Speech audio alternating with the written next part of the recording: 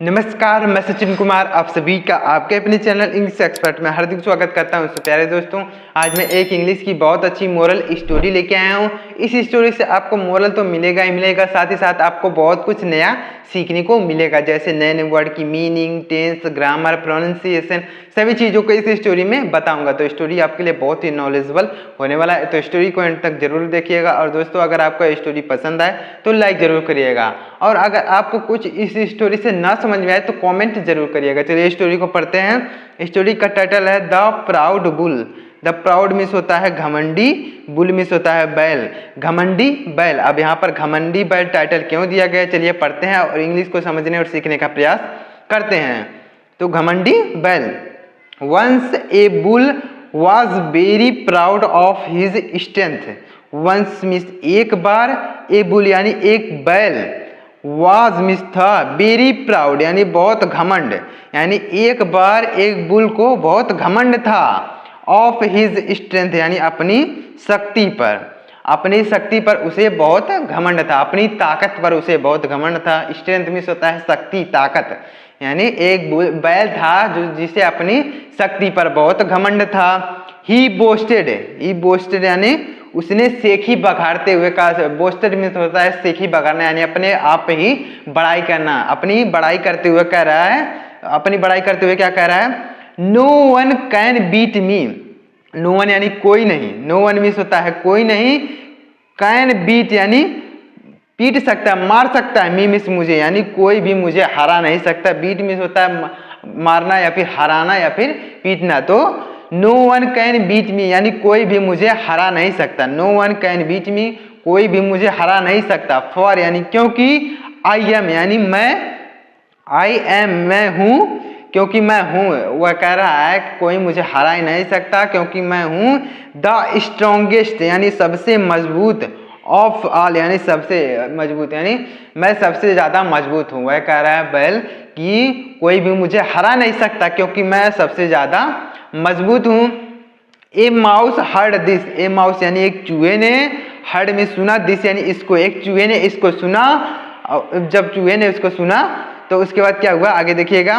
One day एक दिन, one day एक दिन, एज यानी जब, द बुल यानी बैल, वॉज गोइंग यानी जा रहा था, वाज गोइंग यानी जा रहा था। यहाँ पर देखिएगा वाज या वर्ब के साथ अगर गो में आईएनजी लगा या फिर वर्ब में आईएनजी लगा होता है तो वहां पर पास्ट इन कंटीन्यूअस टेंस का प्रयोग किया जाता है।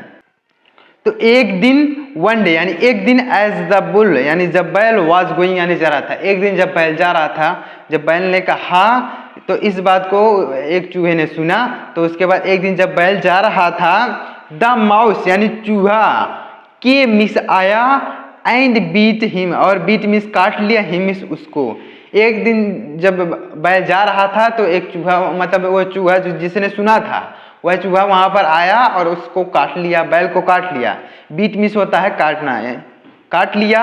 यहाँ पर देखिएगा केम, केम लिखा गया, कम मिस होता आना, उसी का यहाँ पर सेकेंड फॉर्म लिखा गया केम, यानी चूहा आया। यहाँ पर पास्ट इंडेफिनिट टेंस का प्रयोग किया गया, यानी चूहा आया एंड बीट हिम, और उसको काट लिया। The bull was very angry, the bull यानी बैल, वॉज मिस हो गया, वॉज मिस था, वेरी एंग्री यानी बहुत क्रोधित, यानी जो बैल था वह बहुत ही क्रोधित हो गया, बहुत ज्यादा गुस्सा हो गया जब उसको वह चूहे ने काट लिया।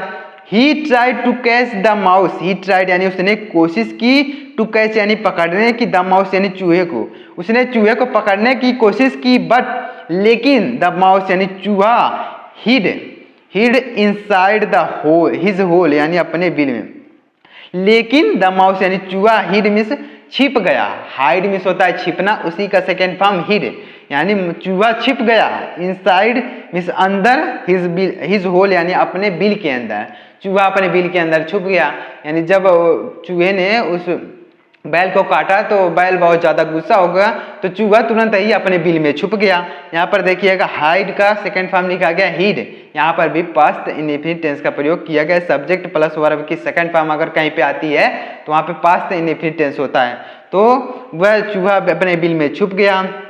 The bull dug the hole with his horns but could not find the mouse, the bull यानी बैल ने डग मिस खोदा, डिग मिस होता है खोदना, उसी का सेकेंड फॉर्म डग यानी बैल ने खोदा, यहाँ पर भी पास्ट इंडेफिनिट टेंस का प्रयोग किया गया। अक्सर स्टोरी जो होती हैं वह पास्ट इंडेफिनिट टेंस में ही होती हैं। तो बैल ने खोदा द होल यानी बिल को, बैल ने बिल को खोदा विथ हिज हॉर्न्स यानी अपनी सींगों से, हॉर्न मिस होता है सींग, यानी अपनी सींगों से उस बिल को खोदा, यानी जिस बिल में चूहा घुसा हुआ था उस बिल को खोदा, बट लेकिन कुड नॉट यानी नहीं सका, फाइंड यानी खोज द माउस यानी चूहे को, लेकिन वह चूहे को खोज नहीं सका, यानी वह अपने सींग से उस बिल को खोदा लेकिन चूहे को खोज नहीं पाया।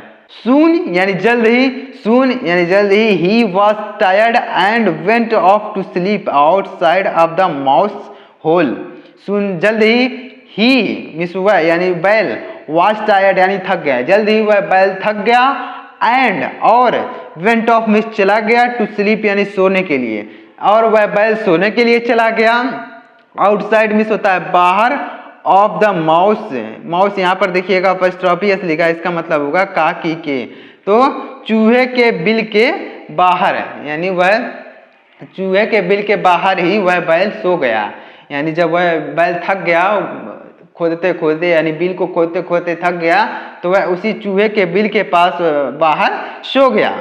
The mouse slowly came out of his hole, the mouse यानी चूहा, स्लोली यानी धीरे से, स्लोली मिस होता है धीरे से, केम मिस आया, फिर यहाँ पर देखिएगा कम मिस होता है ना, कम का सेकेंड फॉर्म केम, यहाँ पर भी पास्ट इंडेफिनिट टेंस का प्रयोग यहाँ पर भी है। तो चूहा धीरे से आया, आउट मिस बाहर, ऑफ हिज होल यानी अपने बिल से, चूहा धीरे से अपने बिल से बाहर आया। He beat the bull again, he beat यानी उसने काट लिया, बीट मिस बाइट मिस होता है काटना, उसी का सेकेंड फॉर्म बीट, यानी उसने काट लिया, बुल यानी बैल को, अगेन मीन्स फिर से उस बैल को काट लिया। जब बैल सो रहा था तो चूहा धीरे से निकला अपने बिल से, उसके बाद फिर से उस बैल को काट लिया। एंड देन और फिर ran back inside the hole, and ran back और वापस दौड़ा, इनसाइड द होल यानी बिल में, और फिर से वह बिल में तेजी से भागा, यानी बैल को फिर से काट लिया, उसके बाद फिर से वह बिल में भाग गया। The bull woke up in pen, the bull यानी बैल, वोक अप मिस होता है उठा, वेकअप मिस होता है उठना, वेकअप का सेकंड फॉर्म वोकअप यानी बैल उठा, इन पेन यानी दर्द में, वह बैल बहुत ही दर्द में उठा।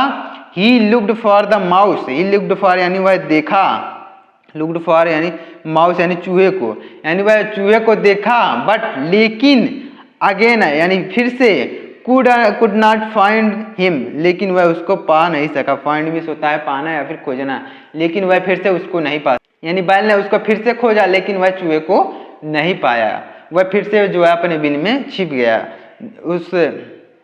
उस बैल को बहुत ही दर्द हो रहा था क्योंकि चूहा उसको 2 बार काट लिया था, तो उसको बहुत ज़्यादा दर्द हो रहा था, तो वह दर्द में उठा और चूहे को फिर से खोजने लगा, लेकिन वह चूहे को नहीं पा सका। उम्मीद करता हूँ आपको इतना अच्छी तरीके से समझ में आया होगा। अगर कुछ भी आपको इस स्टोरी से ना समझ में आए तो कॉमेंट जरूर करिएगा। चलिए आगे बढ़ते हैं। He was very dejected, he miss हुआ, वाज मिस था, बेरी मिस बहुत ज़्यादा, डिजेक्टेड मिस होता है बहुत ज़्यादा घायल हो गया था, यानी बहुत ज़्यादा चोटिल हो गया था, वह बहुत ज़्यादा घायल हो गया था। जस्ट देन यानी उसी समय, फ्रॉम इनसाइड यानी अंदर से, द होल यानी बिल के, यानी बिल के अंदर से, यानी जो बिल था चूहे का उसी बिल के अंदर से, the mouse shouted, the mouse यानी चूहा, साउटेड मिस चिल्लाया, उसी बिल से चूहा चिल्लाया, ओ माइटी बुल, ओ माइटी बुल मिस होता है ओ शक्तिशाली बैल, ओ माइटी बुल यानी हे शक्तिशाली बैल, हे शक्तिशाली बैल। द स्ट्रॉन्ग यानी शक्ति, डू नॉट ऑलवेज विन यानी हमेशा नहीं जीतती है, यानी शक्ति हमेशा नहीं जीतती है कि हर समय जो है शक्ति ही काम है, बुद्धि भी काम आती है। जैसे बैल ने कहा था कि मुझसे कोई भी जीत नहीं सकता, मैं इस सबसे ज़्यादा शक्तिशाली हूँ, लेकिन वह चूहे ने इसको हरा दिया। वह अब बिल के अंदर से ही चिल्ला रहा है, जोर जोर से कह रहा है कि हे शक्तिशाली बैल, शक्ति ही हर जगह काम नहीं आती है, दिमाग का भी हर जगह उपयोग होता है, शक्ति हर जगह काम नहीं आती है, यानी कोई भी बलशाली है तो वह हर जगह काम नहीं आता, दिमाग भी कहीं कहीं काम आता है, यानी दिमाग भी हर जगह काम आता है और शक्ति भी काम आती है, तो हर जगह जो शक्ति है वह काम नहीं आती है। तो वह कह रहा है कि हमेशा शक्ति ही नहीं जीतती है। The weak can also win, the weak यानी कमजोर, कैन यानी सकता है, आल्सो मीन्स भी, विन मीन्स जीत है, यानी कमजोर भी जीत सकता है, यानी जो कमजोर है वह भी जीत सकता है। बुद्धिमानी के साथ कमजोर व्यक्ति भी शक्तिशाली व्यक्ति से जीत सकता है। जैसे यह शक्तिशाली था लेकिन यह चूहा कमजोर था, तो भी इस चूहे ने इस बैल को हरा दिया अपने दिमाग के बल पे। तो कमजोर भी शक्तिशाली व्यक्ति से जीत सकता है, अपने बुद्धि का, अपने दिमाग का प्रयोग करके वह जीत सकता है। तो इस कहानी से हमें क्या मोरल मिलती है? Moral, do not be proud, do not be यानी मत हो, मत करो, प्राउड मीन्स होता है घमंड, ऑफ योर स्ट्रेंथ यानी अपनी शक्ति पर, यानी अपनी शक्ति का घमंड मत करो, यानी अपनी जो शक्ति है, पावर है, उसका घमंड कभी भी नहीं करना चाहिए। जो भी हमारे पास शक्ति है उसका घमंड नहीं करना चाहिए। जिस तरीके से इस बैल ने अपना घमंड किया कि मैं, मुझसे ज़्यादा कोई शक्तिशाली नहीं है, मुझसे कोई जीत नहीं सकता, मुझे कोई हरा नहीं सकता, लेकिन इसको एक चूहे ने हरा दिया। तो इस तरीके से बहुत सारे लोग होते हैं जो अपनी शक्ति का घमंड करते हैं कि मुझे कोई नहीं हरा सकता, लेकिन इस चूहे ने हरा दिया। तो इस तरीके से अपनी शक्ति का कभी घमंड नहीं करना चाहिए। तो उम्मीद करता हूँ आपको ये स्टोरी अच्छी तरीके से समझ में आई होगी। अगर स्टोरी से कुछ भी ना समझ में आए तो कमेंट जरूर करिएगा, और स्टोरी से अगर आपको कुछ भी सीखने को मिला हो तो प्लीज़ वीडियो को लाइक करिएगा और चैनल को भी सब्सक्राइब कर दीजिएगा, क्योंकि मैं ऐसा स्टोरी हमेशा बनाता रहता हूँ। मिलते हैं किसी नई स्टोरी में, तब तक के लिए जय हिंद, वंदे मातरम।